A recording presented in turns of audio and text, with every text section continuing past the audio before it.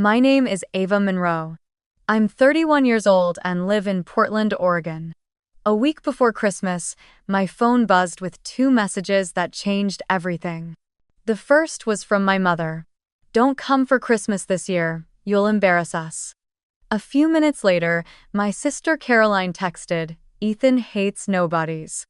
Don't make things awkward." I stared at the screen for a long moment before replying with just one word. Understood. What they didn't know was that I owned a $6 million cabin in Aspen, and that on that Christmas night, it would be glowing with light, laughter, and warmth, filled with 150 orphan children who finally had a place to belong. Have you ever been told that you don't belong in your own family? Tell me where you're watching from and what time it is where you are, before we step into the Christmas night that none of us will ever forget. When people talk about childhood, they usually paint it in colors of laughter, family dinners, and ribbons under the tree. Mine was painted in comparison. My sister Caroline was the perfect daughter, the kind everyone wanted to show off. She had golden curls that caught the light like spun sugar, perfect posture from ballet class, and the kind of confidence that makes adults instantly adore you. Mom would sit in the audience, eyes glistening, while Dad recorded every twirl and bow on his old camcorder. "Our little star," she used to say, clapping until her rings flashed. When the recital ended, the flowers were always for Caroline. I stood beside her holding the bouquet when they needed a family picture, then slipped quietly out of frame once the camera turned off. I never really blamed her. She just played the role they wrote for her: flawless, bright, graceful. I was the footnote that made her perfection stand taller. I wasn't like Caroline. I liked to draw, to take apart broken toys and see how they worked. I preferred books about machines instead of makeup tutorials, and mud instead of mirrors. When Mom found screws and wires on my desk, she frowned as if I'd brought home something indecent. "Girls shouldn't play with junk," she said once, sweeping everything into a plastic bag. "Do something normal. Like your sister." Caroline would look up from her phone, flash me a pitying smile, and say, "She's just different, Mom." It's kind of cute, actually. The word different stuck like a stain. It meant less than. One Christmas when I was 13, the living room glowed with the scent of pine and cinnamon. Caroline sat cross-legged near the tree, unwrapping a small Tiffany box tied with silver ribbon. Inside was a delicate heart-shaped necklace, gleaming like a promise. Mom gasped dramatically, kissed her cheek, and said, "You deserve this, sweetheart. You've worked so hard." I waited for my turn, tracing the patterns on the rug, pretending not to look eager.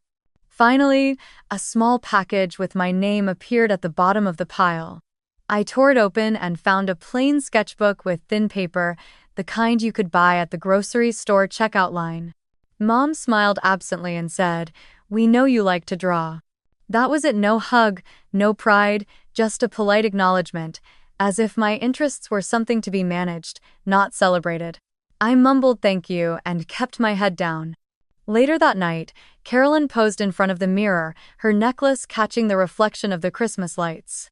I sat on the floor beside her, sketching her outline in pencil, quietly realizing that maybe I was never meant to shine in the same room.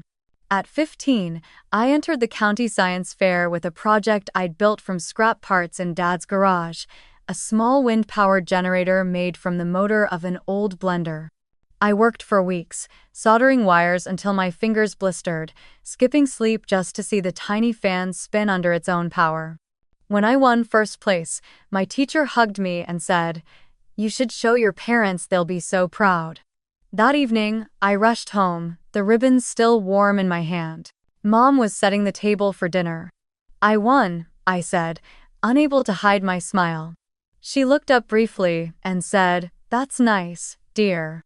Just don't make a mess in the garage, okay?" Then she called for Caroline to come downstairs. Caroline had just been voted captain of the cheerleading team. Within seconds, the whole kitchen filled with clapping and laughter that had nothing to do with me. I placed the ribbon quietly on the counter, between a salt shaker and a napkin holder, and went back to the garage. No one noticed when I didn't return for dinner. That garage became my world. It smelled like oil and cold air, with a thin beam of light that came through the small window above the tool rack. I kept a little radio there, always tuned to static because it was the only sound that didn't interrupt my thoughts. I learned to fix things: fans, radios, the old toaster that no one cared about. Once, I repaired a neighbor's broken lamp and felt a thrill so sharp it almost hurt. It wasn't about the praise, it was about seeing something broken come back to life under my hands.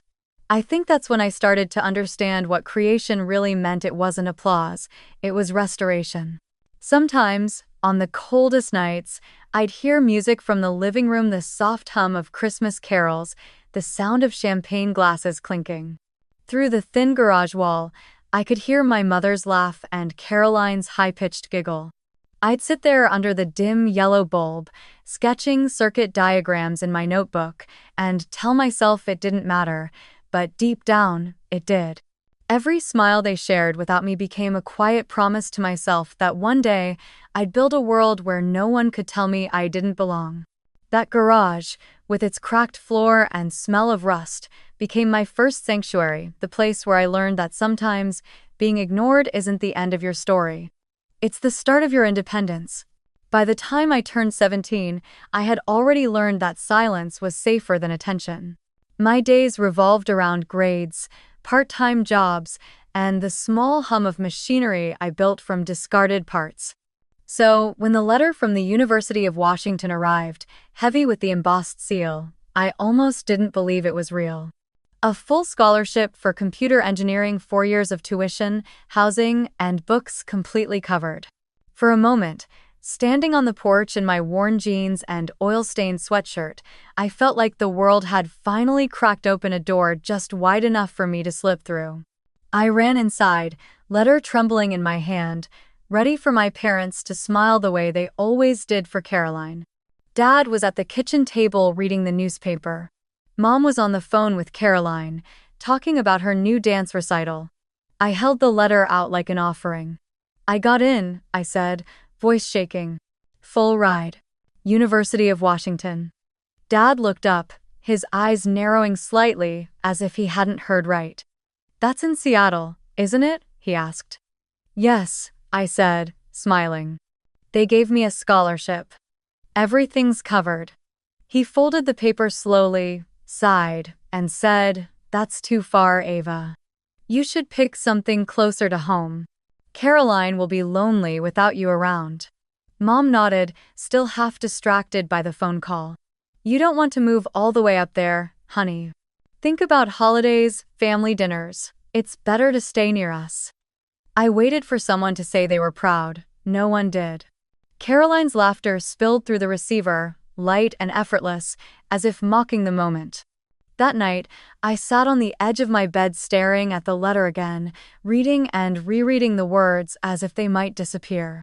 Full tuition, housing provided. The paper felt heavier than anything I'd ever held, not because of its promise, but because of the guilt their words planted in me. Too far, too selfish, too inconvenient. It was strange how easily a dream could start to feel like betrayal.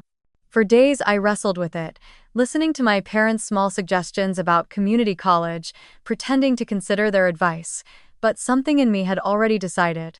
If I stayed, I would shrink until I disappeared completely.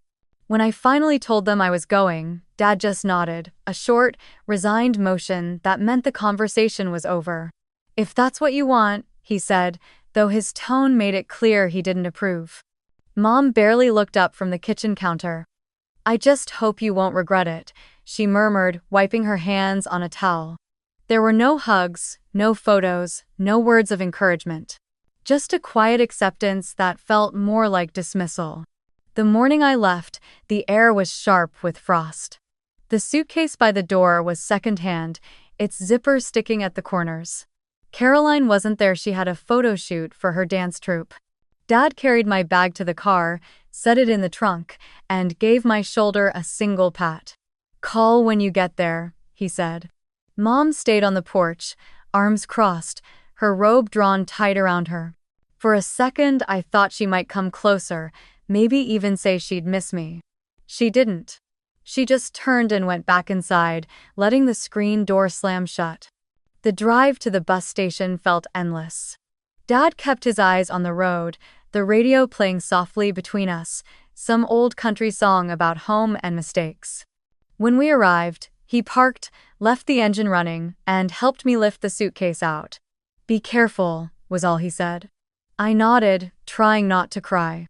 "I will." He got back in the car before I even stepped onto the platform.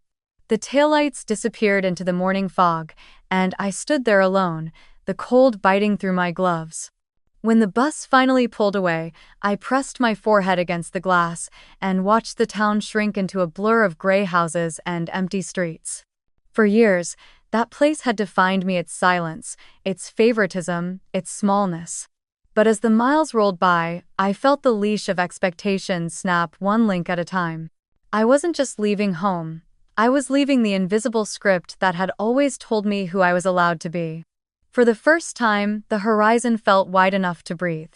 I left not just my home, I thought, but the invisible leash that had always tied me there. Seattle greeted me with rain that never seemed to stop. It wasn't the soft drizzle I'd imagined from travel magazines.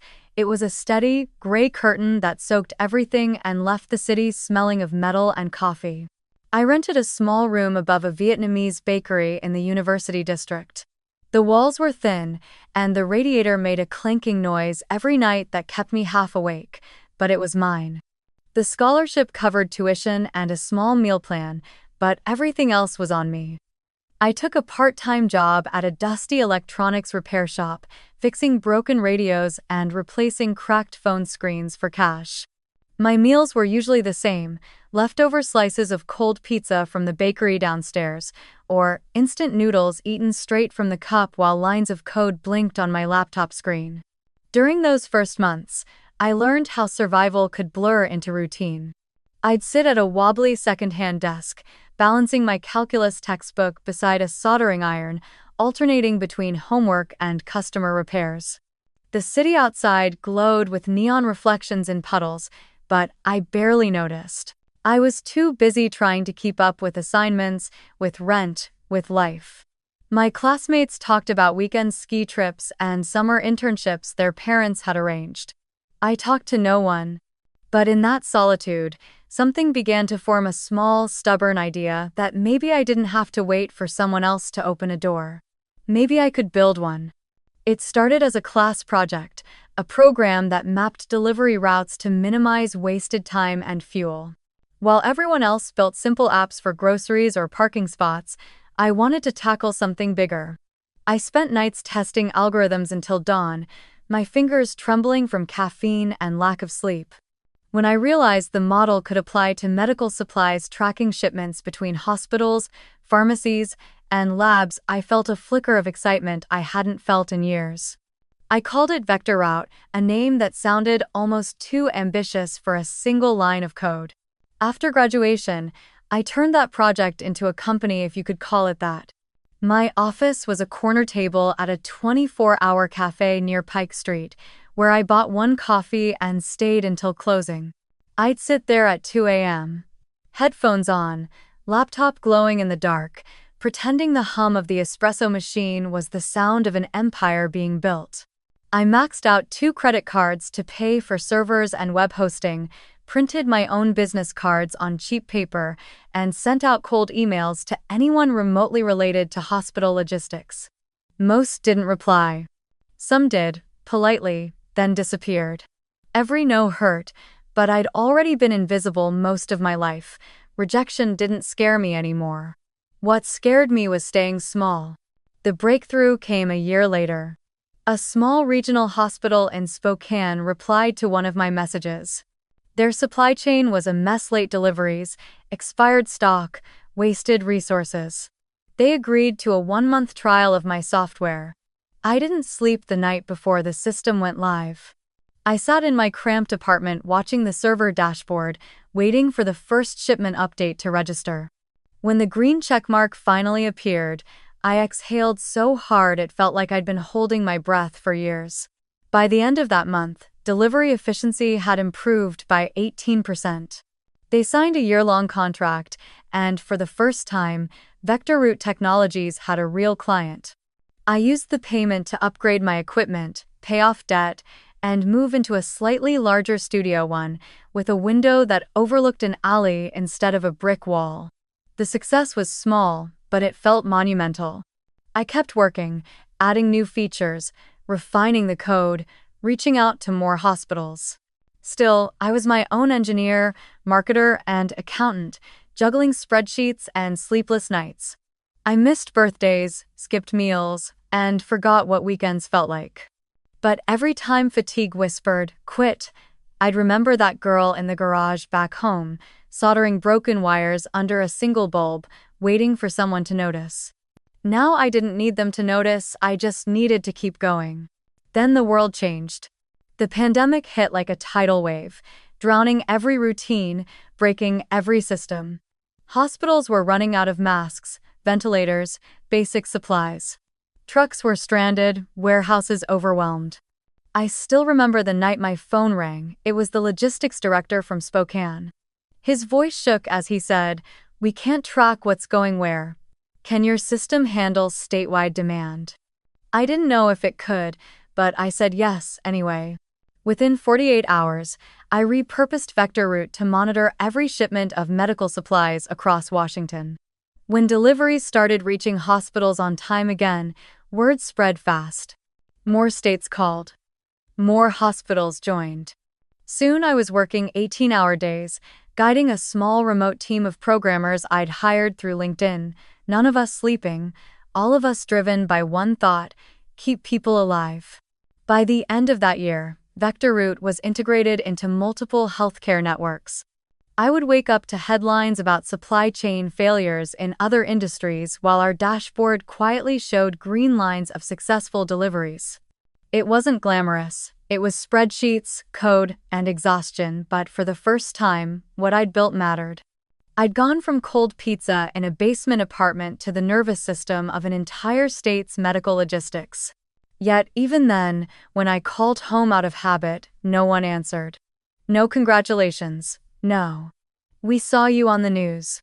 Just silence, heavy and familiar. I hung up and smiled to myself anyway. I didn't need their applause anymore. The sound of my own typing was enough. At 27, I signed the papers that changed everything and, in a way, nothing at all. 70% of Vector Route Technologies went to a pharmaceutical conglomerate for a sum I still had trouble saying out loud: $118 million. The acquisition meeting took place in a downtown Seattle boardroom with glass walls and a skyline view. The lawyers shook my hand, the executives congratulated me, and when it was over, I stood by the window watching the gray city stretch below like a circuit board. It should have felt triumphant, but what I mostly felt was quiet and exhausted kind of stillness that didn't resemble joy. I had thought success would sound like applause. Instead, it sounded like the hum of the air conditioner and the click of my pen. The following week, articles appeared online. Young engineer revolutionizes medical logistics. Meet the woman behind the supply chain that saved lives. My inbox flooded with interview requests, partnership offers, congratulatory emails from strangers. Yet my phone, the one with the family group chat, remained silent. I waited a few hours, then a few days, telling myself maybe they just hadn't seen it. But deep down I knew better. A week later, I finally received a text from my mother. For a brief second, my heart lifted. Then I read it. "We're so proud of Caroline's new apartment. It's in the best neighborhood. You should come see it sometime." Nothing else, not a single mention of what I'd done. I stared at the message, then placed the phone face down on the counter. The irony almost made me laugh. I had built a company from nothing, and somehow I was still the one left off the family newsletter. That night, I poured a glass of wine and scrolled through the news articles about the sale. My name appeared in bold headlines next to words like innovation and entrepreneurship. Reporters quoted my statements about efficiency and compassion in healthcare logistics. It all looked glossy and impressive, but none of it felt real. I thought of the girl who once soldered wires in a freezing garage just to feel useful. That girl would have given anything for a single nod of approval from her parents. Now she was sitting in a penthouse apartment overlooking Lake Union, and approval still hadn't come. I wondered if some voids were simply unfillable.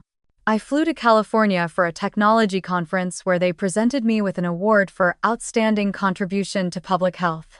Cameras flashed, executives clapped, someone handed me a bouquet of lilies. The next day, the same photos appeared on business magazines, my face half smiling under the bright lights. I sent one to my parents, without comment. 2 days later, Mom replied with a picture of Caroline standing in front of her new apartment door, holding a "sold" sign. The caption read, "She did it all on her own." I didn't respond. I just turned off my phone and sat there, listening to the city outside, the low murmur of traffic, the distant wail of a ferry horn. For the first time, I understood that recognition from them might never come. No matter how high I climbed, I would always be standing in the same shadow, the one shaped like Caroline's perfection. It wasn't anger that settled in me that night, but something colder, sharper, clarity. Their approval was never the currency I was meant to earn. My life didn't need their validation to be real. I looked out the window at the skyline. I'd built my life against each light in every tower, proof that you could build a world of your own and still be unseen by the people who once defined you. I whispered the words I'd avoided for years, not as resentment but as truth. To them, I'll always be the other daughter. And for the first time, that truth didn't hurt, it just set me free. After the sale was finalized and the world labeled me successful, I began to crave something quieter, something that wasn't measured in numbers or headlines. Seattle felt too crowded, too polished, too performative. I wanted silence. Real silence. One afternoon, while scrolling through listings online, I found a 40-acre stretch of untouched land in Marble Ridge, Colorado. It sat on a gentle slope facing the Elk Mountains, where snow lingered late into spring and the air smelled like pine and solitude. The listing photos were grainy, just a frozen meadow and a scattering of spruce trees, but something in it called to me. I booked a flight the next day. The moment I stepped onto that land, I knew. The wind moved through the pines with a low, steady hum, and beyond them rose the jagged peaks, their edges dusted in white. There was no cell signal, no noise but the crunch of snow beneath my boots. Standing there, I could almost hear the echo of my own heartbeat. I decided right then I would build something here. Not a mansion to show off, not a vacation home to impress investors, something that felt like breathing. Construction took nearly 2 years. I designed every inch myself with a local architect, sending sketches and notes scribbled in pencil. I wanted redwood timber, not steel or glass towers. The main cabin stretched wide, its beams cut from trees that once grew nearby. The facade was anchored by gray stone and floor-to-ceiling windows that caught the changing colors of the mountains. When the sun rose, light poured through the glass like liquid gold, painting the interior in soft amber. In the evenings, the same glass reflected the snowy peaks, turning the cabin into a mirror of the world outside. Inside, I built 12 bedrooms, each one with a wide window seat and a single armchair. I told the architect, every room needs a place to sit and just exist.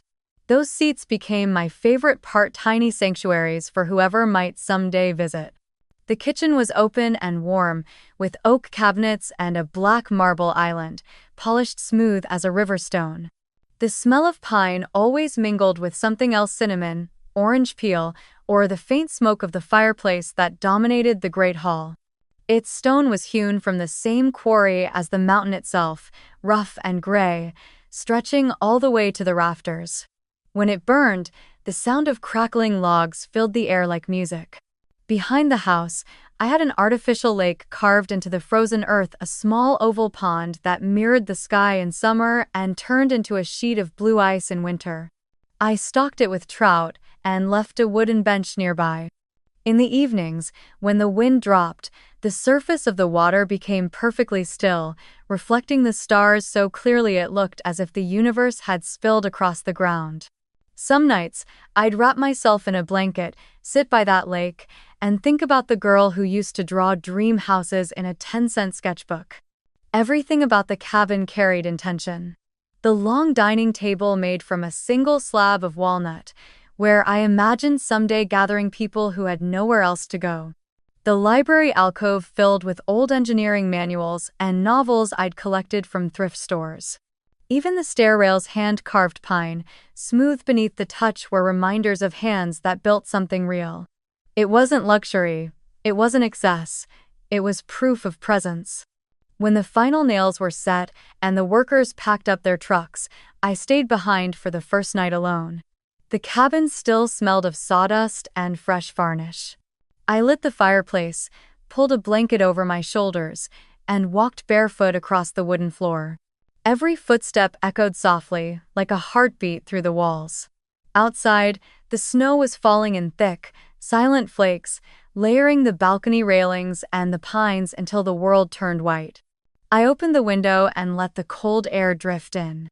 I looked around not as someone admiring wealth, but as someone who finally recognized her own existence.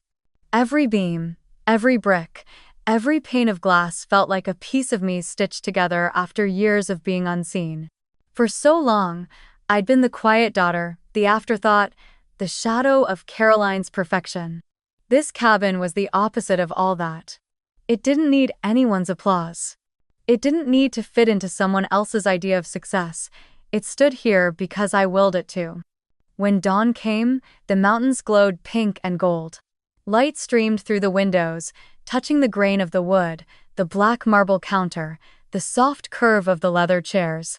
I sat at the kitchen island with a mug of coffee, watching steam curl upward into the morning. It was then that I whispered aloud, as if the mountains were listening. This cabin isn't luxury, it's a declaration. That I exist. From that day on, I never called it property. I called it sanctuary. Marble Ridge wasn't an escape, it was the first place in my life that felt like mine. Winter arrived like a whisper this year, soft at first, then relentless. Portland was wrapped in a thin blanket of snow, the streets quiet except for the occasional hum of tires against slush. I was sitting by the window of my apartment, hands curled around a mug of tea gone cold, when my phone buzzed. A message from my mother. For a split second, I thought maybe, just maybe, it would be different this time. Maybe she'd ask if I was coming home. But when I opened it, the words were short and precise, each one slicing cleanly through the air. Don't come for Christmas this year, you'll embarrass us. The breath caught in my throat. I read it again, slower, as if a second reading might soften it. It didn't. Before I could even process the sting, another message appeared, this time from Caroline. Ethan hates nobodies. Don't make it awkward. My thumb hovered above the screen. There was a time when I might have tried to defend myself, to explain, to beg for a place at that table. But those days were gone. I typed 2 words. Understood, and hit send. Outside, the snow thickened, erasing the color from the world. I set my phone face down and watched the faint reflection of city lights blur in the glass. The tea on the table had cooled completely, its surface still and lifeless. Somewhere deep inside, a small part of me went quiet, not from hurt, but from recognition. This was the pattern, after all. It had always been. I'd learned long ago that my existence embarrassed them because it didn't fit their picture of perfection. Caroline with her golden hair, her lawyer husband, her shiny suburban home that was the Monroe they wanted the world to see. I was just the stray shadow they couldn't quite erase. Without thinking, I scrolled to Miles's number and pressed call. My uncle's younger brother, technically my cousin, but more like a lifeline. He answered on the second ring, his voice warm and weary. Ava? What's going on? I laughed softly, though it came out more brittle than I meant. Mom texted. Christmas is small this year. Just Caroline and Ethan. There was a pause, then a heavy sigh. You're not the only one. Even Grandma wasn't invited. She called me this morning upset, confused, said it's the first Christmas in 40 years she's been told to stay home. Oh. I stared at the falling snow until the world outside blurred completely. Even Grandma, I repeated. The words sounded unreal.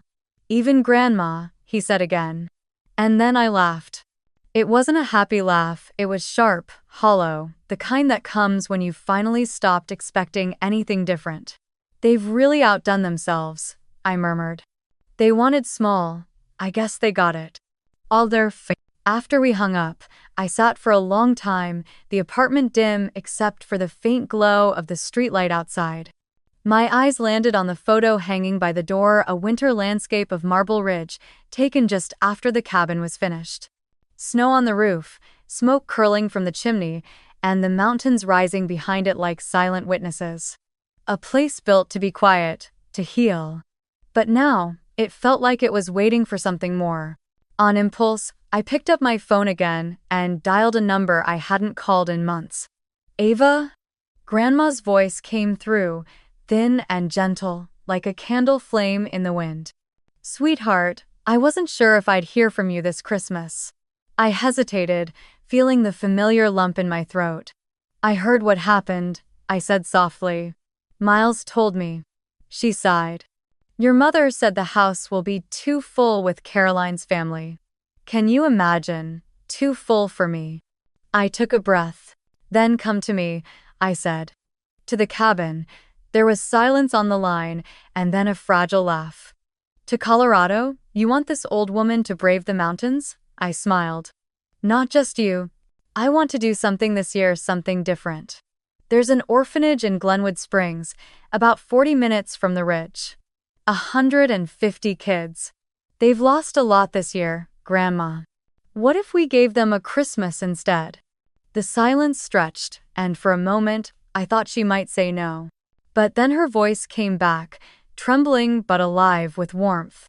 Ava, that's the kind of small I wouldn't mind.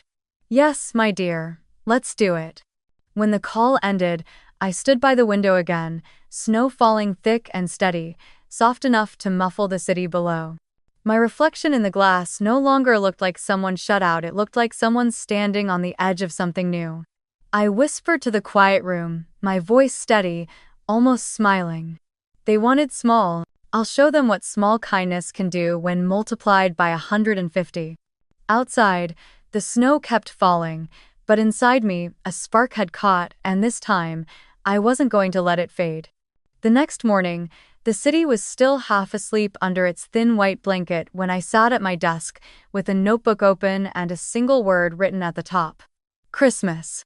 I stared at it for a while, letting the weight of it sink in.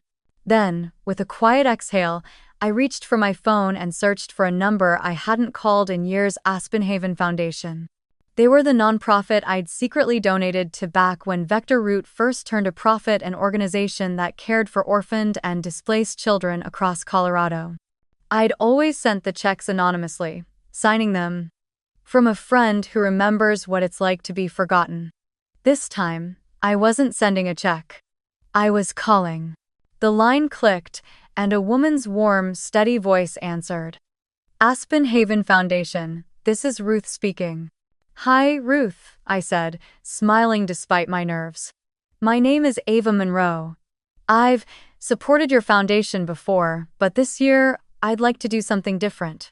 Something bigger. There was a small pause on the other end, the kind that feels like the world is listening. Bigger? She echoed. Yes, I said softly. I have a cabin up in Marble Ridge, enough space for a few hundred people. I'd like to host a Christmas dinner for the children under your care, all of them, if possible. When Ruth finally spoke again, her voice trembled with disbelief. You mean, all 150? Yes, I replied simply. All 150. And your volunteers too. 20, maybe more.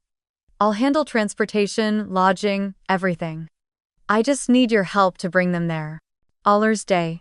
There was a long silence, then a shaky breath. Ava, this could change everything for them. Some of these kids have never even seen a Christmas tree. Then, we'll build one, I said. A big one. Within an hour, we were trading details like old friends, logistics, safety, dietary needs, sleeping arrangements. The plan took shape as naturally as breathing. We set the date for December 24th. I hired 3 shuttle buses from Aspen to Marble Ridge. I made calls to local contractors to prepare the guest rooms and to heat the lodge to a comfortable glow by the time everyone arrived. Next, I reached out to Chef Nora Finch, a local legend in the valley known for her rustic farmhouse feasts. I'd met her once before, years ago, when she catered a charity event for wildfire relief. She had a soft laugh, a sharp wit, and a gift for turning the simplest ingredients into comfort. When she picked up, I said, "Nora, I need your help again. I'm hosting a Christmas dinner for 150 children and 20 volunteers. Can you do it?" There was a brief silence before she let out a low whistle. "That's not dinner, sweetheart. That's a miracle. But yes, I'm in." "Tell me the budget." I smiled. "No budget. Just make it warm, make it taste like belonging." She laughed softly. "Then we'll do roasted turkey, honey, glazed ham, mashed potatoes with garlic cream, spiced cider, and enough apple pie to feed an army. I'll bring my team." While she handled the food, I turned my attention to the cabin. I wanted every inch of it to speak warmth and care, not wealth.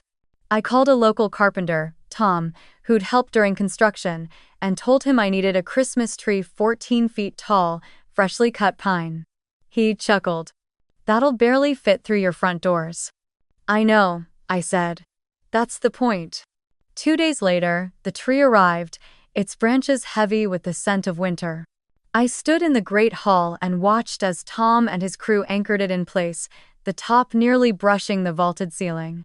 But instead of decorating it with the usual glass ornaments or glittering lights, I asked for something different. We strung the branches with green wool mittens, one for every child who would walk through the door. Each pair was handmade by women from a nearby artisan collective, the soft yarn dyed in shades of forest and moss. When the last mitten was hung, the tree glowed not with glitter, but with tenderness. For gifts, I refused to buy expensive gadgets or toys that would soon break. Instead, I ordered boxes of hardcover storybooks, fairy tales, adventure tales, and books about courage. Alongside each, I packed a winter coat and a handwritten card that read, "You matter more than you know. Allah." On the back of every tag, I wrote the same line that had once carried me through my loneliest years. From a friend who remembers what it's like to be forgotten. I instructed everyone involved, the drivers, the chef, the decorators, not to mention my name. "No announcements, no donor plaques, no recognition," I said firmly. "If anyone asks, just tell them it's from a friend." As the days passed, the cabin transformed. Firewood was stacked high beside the hearth. The scent of cinnamon and pine filled the air. In the library, I replaced the business books on the shelves with puzzles and coloring sets. In every guest room, I left a small wooden toy or stuffed animal on each pillow, and beside it, a note in my handwriting. "You have a place here." One evening, as the sun dipped behind the Elk Mountains, I stood on the balcony, staring at the valley below. The world was blanketed in snow, and the air was so still I could hear the faint hum of the wind brushing against the trees. For a moment, I felt the ghost of my mother's words, "Don't come for Christmas, you'll embarrass us," echo somewhere in the distance, but it didn't sting anymore. I looked at the glowing windows of the cabin, each one flickering like a promise, and whispered into the cold, they wanted small. I'll show them what small kindness can do when multiplied by 150. The snow kept falling, soft and endless, like an answer from the universe itself, quiet, steady, and full of grace. By Christmas Eve, Marble Ridge had become a postcard of vast, glistening silence broken only by the sound of snow brushing against pine branches. The sky was an endless silver dome, and the air felt so crisp it almost hummed. Inside the cabin, the fires burned bright, and the walls pulsed with warmth, the smell of cinnamon, roasted herbs, and pine resin drifting through every room. Strings of amber lights lined the windows, And the great tree in the hall stood tall and proud, its branches heavy with green mittens and handmade notes instead of ornaments. The scent of baked apples and butter drifted from the kitchen, where Nora Finch and her team worked like an orchestra, every movement deliberate and graceful. Around 5 in the evening, a soft vibration rolled through the valley engines climbing the ridge. I stepped onto the porch just as the first shuttle bus came into view, its headlights cutting through the swirling snow. Then another. And another. I felt my breath hitch as the doors opened, and one by one, small faces began to appear, eyes wide, scarves pulled high, mittens clutching one another's sleeves. The air filled with laughter and steam as the first group stepped into the light. Nora came to stand beside me, wiping her hands on her apron. "You ready?" she asked. I smiled, feeling the burn of tears behind my eyes. More than ever. As the children tumbled out, their boots crunching over the snow, their awe filled the space between mountains. "It's so big!" One boy shouted, pointing at the cabin, his cheeks flushed pink from the cold. "It looks like a castle," said another. The volunteers followed closely behind, their breath forming white clouds as they guided the children up the steps. When they entered the hall, a hush fell over the group. The tree glowed softly, and the fireplace threw honey-colored light across the wooden floor. The children stood still for a moment, looking up at the 14-foot pine with its branches dressed in green mittens. Then, as if some invisible thread snapped, they ran forward all at once, circling the tree, giggling, touching the mittens, whispering to each other. "They're real." A little boy gasped, pressing his cheek to one of the soft woolen gloves. I laughed quietly and knelt down to adjust a strand of lights that had fallen loose. A girl with brown hair, maybe 7, maybe 8, tugged at the hem of my coat. Her eyes were round and curious. "Is this really your home?" she asked softly. I looked at her, then at the glowing faces behind her, all of them discovering warmth like it was something new. "It's ours tonight," I said. She smiled, small and shy, before running off to join the others, her boots squeaking against the polished floor. Nora appeared again, holding a tray of mugs. "Hot cocoa," she called, "with cinnamon and marshmallows." Instantly, the line formed. The air filled with the sound of spoons clinking and laughter bubbling like music. Volunteers moved gracefully among them, handing out scarves, plates of cookies, and blankets for the smallest children. Outside, the snow continued to fall, but inside, it felt like the entire world had leaned closer to listen. By 7 o'clock, dinner was ready. The long walnut table stretched across the hall, covered in white linen and candles flickering like small suns. The smell of roasted turkey, thyme, and buttered rolls filled the room until it was almost intoxicating. Nora stood at the head of the table, her cheeks flushed from the heat of the kitchen. "All right, my little snow angels," she said, waving her ladle like a baton. "Time to eat." The children cheered, pulling out chairs that were far too big for them. Laughter and chatter filled the hall as plates were passed around, golden roast chicken, mashed potatoes piled high, green beans tossed with almonds, apple pie steaming at the center of every table. Volunteers moved among them with gentle hands and wide smiles. I took a seat at the far end, watching everything unfold. A boy was telling a joke so bad that 2 girls nearly spilled their cider from laughing. Another child tried to carve his roll with the wrong end of his fork. Across the room, Grandma sat wrapped in a shawl, speaking softly to one of the older volunteers, her eyes glowing with a peace I hadn't seen in years. I realized then how long it had been since I'd seen her truly smile. Halfway through dinner, Nora's assistant dimmed the lights, leaving only the fire and candles. The violinist, a young local musician who'd offered to play for free, began a soft melody. The first notes of Silent Night floated through the room like a prayer. One by one, voices began to join in. It started with a single voice, a little girl near the center, singing shyly, barely above a whisper. Then another child joined. Then another. Soon, The sound grew 150 voices rising together, fragile but clear, filling the wooden beams with light. Their tones wove through the air, imperfect yet beautiful, like something too pure to belong to this world. I stood there frozen, tears spilling freely down my face. Nora stopped beside me, her hand warm on my shoulder. "You hear that?" she whispered.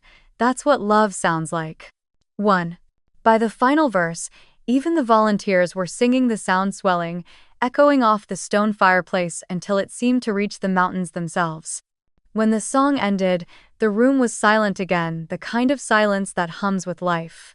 Then came the applause, wild and unrestrained, followed by laughter, hugs, the kind of joy you can't script.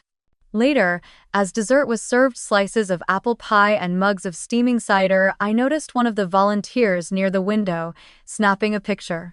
She didn't ask permission, but I didn't mind. There was something so honest in the way she framed the scene. The children clustered around the tree, cocoa in hand, faces glowing in the light of the fire. That night, she would post the photo with a caption that read, "An unknown woman in Aspen opened her cabin to 150 orphans this Christmas. Kindness still exists." By morning, it would travel across thousands of screens, a single, blurry image that reminded strangers everywhere what goodness looked like. But right then, none of us knew. We were too busy living it. When the night drew to a close, the children began to grow drowsy. Volunteers led them to their rooms, where small beds waited with warm quilts and toys on the pillows.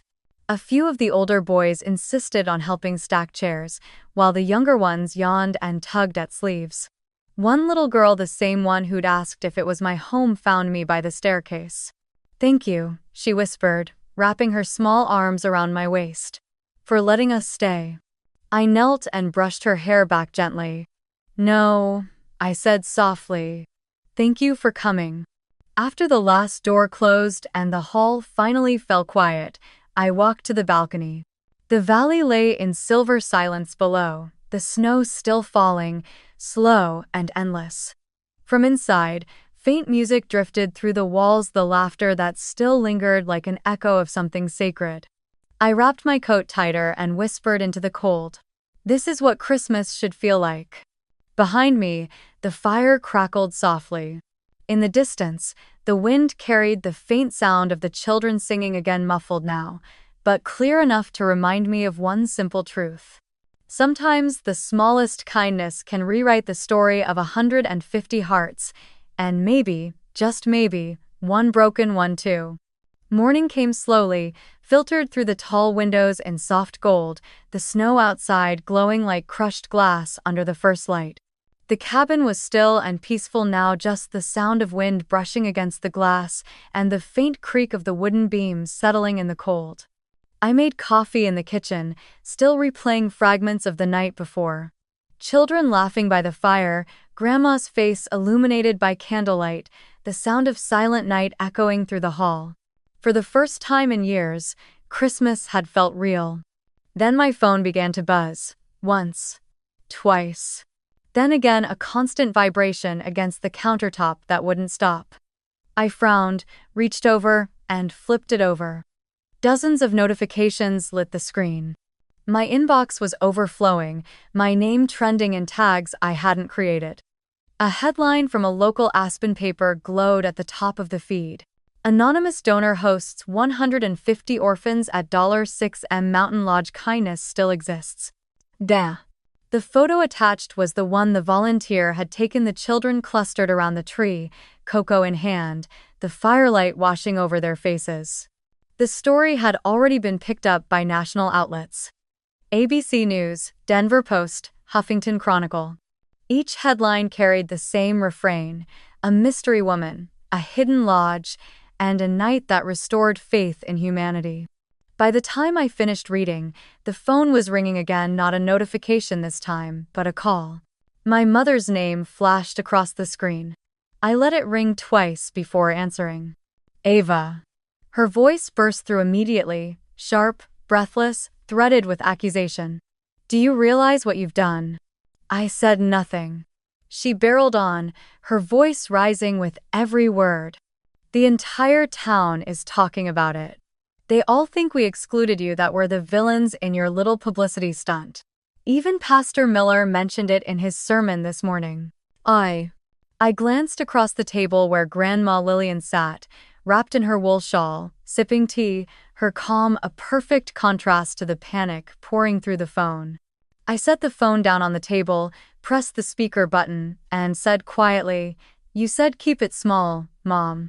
So I did, just not the way you imagined." There was a long pause on the line. I could almost hear her trying to steady her breathing. "That's not what I meant, Ava," she said finally, her tone slipping into the kind of strained patience she used when pretending not to sound cruel. "You made us look heartless. You could have told us you were planning something like this. We would have helped organize." I cut her off gently but firmly. "Helped organize? Like you helped when I got my scholarship? Or when I built my company? You've spent my whole life pretending not to see me, Mom. And now you're upset that the world finally did." The fire popped behind me, one sharp crack echoing through the quiet room. Grandma set her teacup down, the sound deliberate. Then, in her slow, steady voice, the one that could silence a room without ever shouting, she said, "Judy, that's enough." There was another pause, longer this time. "Mother," my mom began, but Grandma didn't let her finish. "You spent a lifetime shrinking her," she said, every word clear as glass. "And last night, she gave the world what you never gave her, a seat at the table." For a moment, no one spoke. On the other end of the line, I could hear faint static, the sound of someone swallowing back whatever excuse they were about to offer. Then, quietly, Mom said, "I didn't mean to hurt anyone." Grandma's tone softened, but her words stayed sharp. "Intention means little when neglect becomes habit. You wanted small, Judy. Ava showed you what small really means, small kindness multiplied until it fills the world." Silence stretched between us. On the other side, I could hear the faint hum of my mother's breath, then my father's voice murmuring something in the background, low and uneasy. I imagined them standing in their kitchen, Caroline and Ethan probably nearby, all of them watching the morning news, realizing too late that the story they'd built for years no longer belonged to them. Finally, my mother sighed, the sound brittle and tired. "You embarrassed us, Ava," she said softly. "You made us look cold." I looked out the window where the snow was still falling in slow, weightless spirals. My voice came out calm. "I didn't make you look like anything, Mom. I just stopped hiding what's always been true." There was a click, a door shutting somewhere far away, and then the line went dead. For a long moment, the only sound in the room was the soft hiss of the fire. I stared at the phone still lying face up on the table, its screen black again, silent now. Then Grandma reached over, her thin, wrinkled hand resting gently over mine.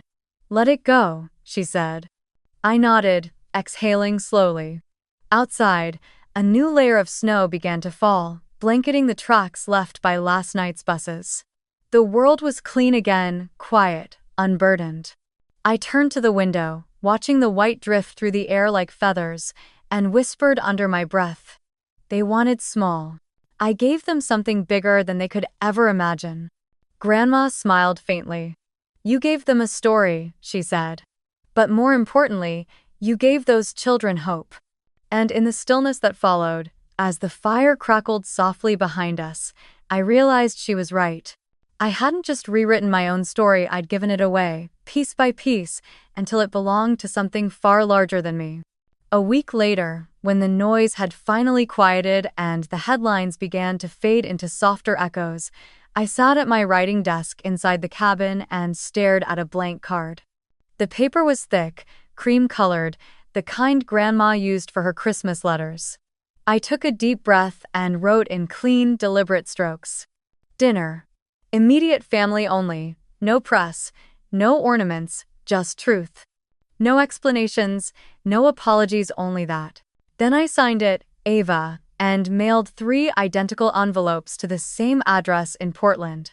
One for my parents, one for Caroline, and one for Ethan. For days, I didn't think about it. I chopped wood, helped Nora deliver leftovers from the Christmas feast to a nearby shelter, and spent quiet evenings with Grandma Lillian, who now refused to leave Marble Ridge. She said the cabin finally felt like home not because of its beauty, but because of its warmth. It remembers laughter, she said. That's what walls are for. Then, exactly 7 days later, I saw headlights winding their way up the mountain drive. The snow had fallen fresh that morning, soft and untouched, and now it glowed under the beams like powdered gold. I stood on the porch in my wool coat, watching the familiar SUV climb the last curve of the road and stop before the steps. The doors opened one by one, first my father, then my mother, Caroline in her designer coat, and Ethan carrying a bottle of wine, his breath fogging in the cold. For a long moment, none of us spoke.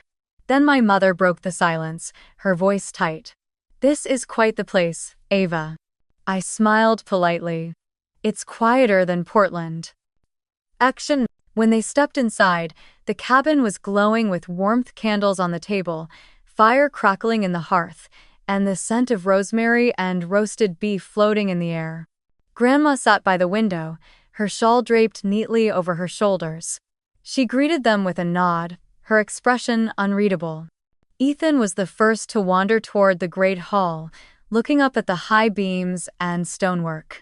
"Wait," he murmured, brow furrowing. "This architecture looks familiar." "This." I turned to him with a faint smile. "Your company did the insulation, didn't it?" His eyes widened slightly. "Yes. Aspen Build Group handled this project 2 years ago. We never knew who owned it, everything went through a private trust." "Right," I said softly. "That would be me." The words hung in the air, like the lingering scent of cedar, quiet but inescapable. Caroline blinked rapidly, her polite smile faltering. My mother cleared her throat and turned to the table. "Shall we sit?" she said, her tone brisk, as if structure could disguise discomfort. Dinner was simple: beef roast, homemade bread, and red wine that Nora had left behind. We ate mostly in silence, the clink of forks and the faint crackle of fire filling the spaces where conversation should have been. Finally, I set my glass down and looked up. "Do you remember," I began slowly, "the Christmas I was 13? My father glanced at me, uneasy. "You'll have to remind us, honey." "Oh. That was the year Caroline got the Tiffany necklace," I said, my voice calm. "And I got a sketchbook. You said it would help me stay busy while she practiced ballet." I smiled faintly, not with bitterness but with recognition. That was also the year I realized being quiet made everyone else more comfortable. Caroline shifted in her seat, her eyes flicking between me and our parents. I continued, not out of spite but because the words had waited too long. Every Christmas was the same. Caroline's achievements filled the room, and mine were polite afterthoughts. "When I won the state science fair, you said, 'That's nice, dear. Don't make a mess in the garage.' When I got my scholarship, you said, 'It's too far, Caroline will miss you.'" My mother's lips parted as if to speak, but nothing came out. My father stared into his glass. The firelight flickered across their faces, guilt softening into something almost fragile. I took a slow sip of wine and continued. "I don't bring this up to blame anyone. I just want you to know what silence costs. You built a house big enough for trophies but too small for truth. I learned to live elsewhere in the spaces you left empty." For a moment, no one breathed. Then, from across the table, Ethan shifted uncomfortably. His gaze had landed on something behind me, the framed photo hanging on the hallway wall. A black and white image of my first warehouse in Seattle, the Vector Route logo faintly visible on a shipping crate. He blinked, leaned forward slightly, and whispered, "Wait. Vector Route Technologies? That's your company?" I met his eyes. "Yes." He froze. "Ava Monroe, the CEO." Caroline turned sharply, her wine glass trembling. "You're his boss?" I looked at her, not cruelly, not smugly, just steady. "Yes, Ethan's division handles regional logistics for us." Then I turned back to the table. "But tonight isn't about status. It's about honesty. No one spoke after that. My father's jaw clenched. My mother stared at the flickering candles, her hands clasped tightly in her lap. Caroline sat motionless, her eyes darting between Ethan and me as if trying to rearrange a puzzle that no longer fit. Ethan lowered his head, the realization written across his face that all those years he'd heard Caroline dismiss me as the sister who couldn't hold a real job. I had quietly been signing his company's checks. The silence that followed wasn't awkward. It was cleansing, like a long-held breath finally released. Grandma's eyes met mine from across the table, soft but proud. After a while, I stood and began clearing the plates. My mother started to protest, but I stopped her with a small smile. "It's all right, Mom, you can sit. Tonight's not about making anyone look bad, it's just about seeing things as they are." When the dishes were done and the fire had burned low, I poured the last of the wine into 4 small glasses and raised mine slightly. "To family," I said quietly. "The one we're born into and the one we learn to build ourselves." They lifted their glasses, hesitant but obedient. The room glowed in the amber light, and for a fleeting second, there was peace, not forgiveness, not yet, but understanding. Outside, snow began to fall again, soft and endless, as if the mountains themselves were erasing everything that came before. The night ended without ceremony. No tears, no apologies, just a quiet reckoning that hung in the air long after the plates were cleared. The fire had burned low, leaving behind a soft orange glow that pulsed gently against the cabin walls. My family stood by the door, coats pulled tight, eyes downcast. My father muttered something about the roads icing over. My mother nodded too quickly, clutching her purse like a shield. Caroline said nothing. Her gaze lingered on me for a moment, unreadable, a flicker of shame, maybe envy, maybe something like recognition. As they turned to leave, Ethan paused at the threshold. The light from the chandelier caught the snow still clinging to his coat, turning it to silver. He looked at me not the way he used to look at Caroline's sister, but the way one professional sees another. A quiet understanding. "Thank you for the dinner," he said softly. Then, after a pause, "and for showing what respect looks like." I didn't respond right away. I just nodded, and he gave a small, almost imperceptible smile before stepping out into the cold. The door shut behind them, and their footsteps faded into the crunch of snow down the hill. The silence that followed was deep and sacred, the kind that feels like the world holding its breath. I turned back toward the great room. The table was still set, half-empty wine glasses, candle wax running down like tears, the smell of rosemary and bread lingering in the air. It didn't feel heavy or sad. It felt clean, like the end of a storm. Grandma Lillian was still sitting in her armchair by the fireplace, her shawl wrapped tightly around her shoulders. She looked up as I approached, her eyes soft but alive, like embers that refused to die out. "You did it, Ava," she said quietly. "You changed the story." I sat beside her, the fire warming my hands. For a long moment, I just listened to the sound of wood popping, the steady rhythm of the wind outside. "I didn't need revenge, Grandma," I said finally. "I just needed peace." She smiled, that knowing, almost mischievous smile she'd carried her whole life. "And you found it. Not by taking from them, but by giving to others. That's what they'll never understand. You didn't build this cabin to prove them wrong. You built it to make room for what was right." I leaned my head against the back of the chair, letting her words settle. Outside, the snow was falling harder now, thick and luminous, blanketing the world in quiet forgiveness.